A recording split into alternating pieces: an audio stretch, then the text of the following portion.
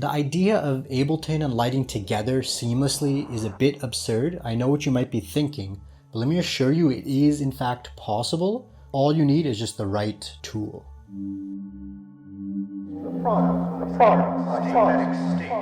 When I was designing MAINFRAME-B Visual Instrument, I asked myself, why is there no good lighting solutions for us, Ableton users? Why are we forced to use weird janky plugins, half-finished VSTs, flickering visualizer bullshit, or at worst, get pulled into a new piece of software with its own rules, its own logic, its own learning curve.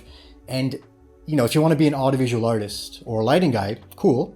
But if you want to be a music producer, if you want to stay within the familiar and very powerful world of Ableton, if you want to shape light like you shape sound already, there wasn't really many good solutions. And that was the driving motivation for MAINFRAME-B Visual Instrument. And in this video, what I'll be showing you is my very basic Ableton starter template, which I use for all of my lighting shows. And you'll see yourself just how easy and powerful it can be for you. So now we've just opened up Ableton. I should mention at this point we have MAINFRAME-B connected to my computer via USB. And generally speaking, Ableton just automatically detects it. And so then we could just pretty much get going right away with it. So let's just delete these MIDI tracks and just leave one. And we grab this external instrument and then drop it in. It's just under the instruments panel. And once you drop it in, we can now select a mainframe as the MIDI 2. And then the channel is the zone you're sending it to. So in this case, we have zone 1 receiving channel 1. So we just set that here. And that's it. That's literally it. And right away, you're now essentially could play with lights. So right now, I'm just going to just load up a normal MIDI track, just put in a MIDI note, and boom, right away, we are getting lights. It really is that simple. So MAINFRAME-B has multiple zones. There's 3 zones, which are basically layers. And so what I like to do is duplicate this one track into 3 tracks and have each one go to a separate zone. So then what I do is I go into each of those tracks and then set the channel to 1, 2, and 3, which is the channels that each of the zones are going to be receiving. And that's just the default 1, 2, and 3. And that's it. I could just press monitor here and just start sending MIDI to the lights. So now you can see on the lights here, we have 3 separate channels going at once. So what I like to do also is just group them together under a kind of a mainframe group, just to kind of keep it super clean. And here's the thing, it's just like any other MIDI track. So I'm just going to be playing around, sending a few MIDI notes to it and from other tracks. And you'll see it's just, again, like playing with any other MIDI track or any other synthesizer.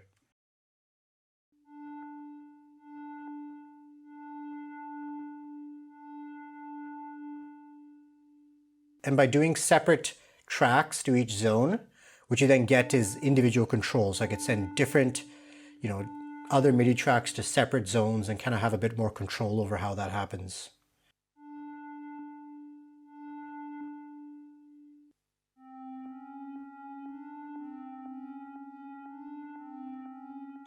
And so one last thing I like to do to complete this is use the CC Mapper Max for Live plugin. It's a free plugin, and I could have the link in my description where you could download it yourself. And so what this does is I'll show you.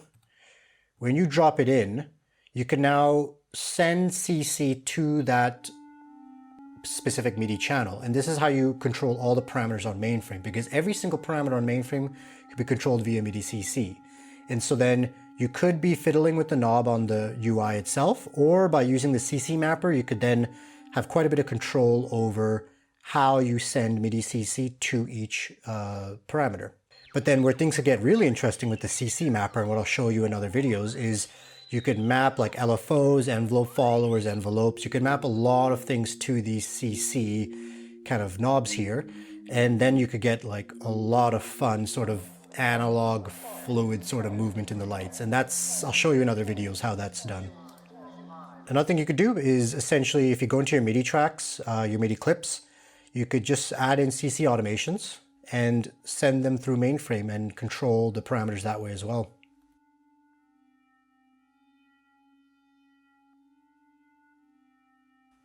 And that's pretty much it. I'll have a download for this project in the video description.